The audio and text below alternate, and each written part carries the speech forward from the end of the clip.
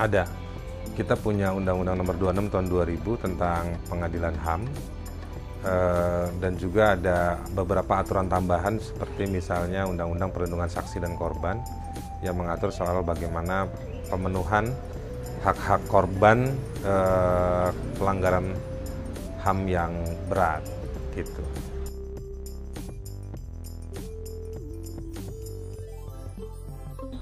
Ada dua kategori pelanggaran HAM yang berat. Jika pelanggaran HAM yang beratnya terjadi sebelum undang-undang berlaku, maka dia masuk ke mekanisme yang namanya pengadilan HAM ad hoc.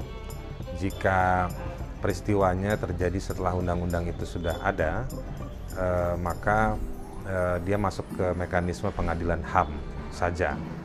Jadi tulisannya pengadilan HAM dan pengadilan HAM ad hoc. Nah, kalau yang peristiwa terjadi, maka dia harus dilaporkan atau harus dilakukan penyelidikan oleh Komnas HAM. Lalu nanti Komnas HAM akan melahirkan atau menghasilkan sebuah laporan hasil penyelidikan, dan hasil penyelidikan tersebut nanti diserahkan kepada pihak Kejaksaan Agung, dalam hal ini bertindak sebagai penyidik.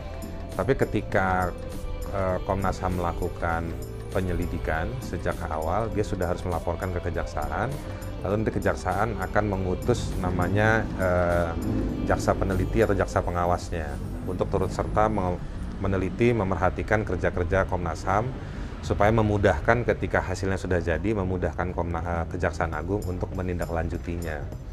Nah, itu kalau mekanisme penyelidikan dan penyidikan.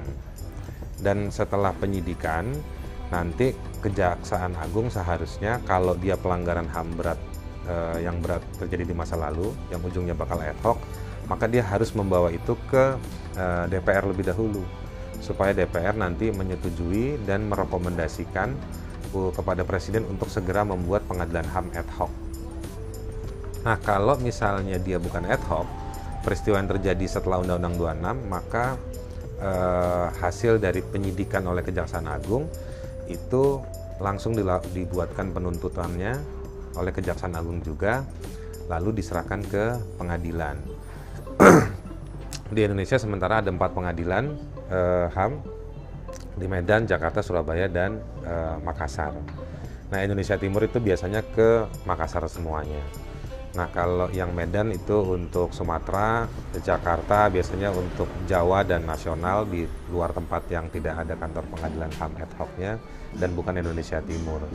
Nah, ini singkatnya bagaimana itu prosesnya. Tetapi karena pelanggaran HAM yang berat banyak melibatkan sejumlah pejabat tinggi dari pihak polisi, pihak TNI, atau juga pejabat tinggi sipil, maka kerap kali dipolitisasi, dipersulit supaya tidak berlanjut.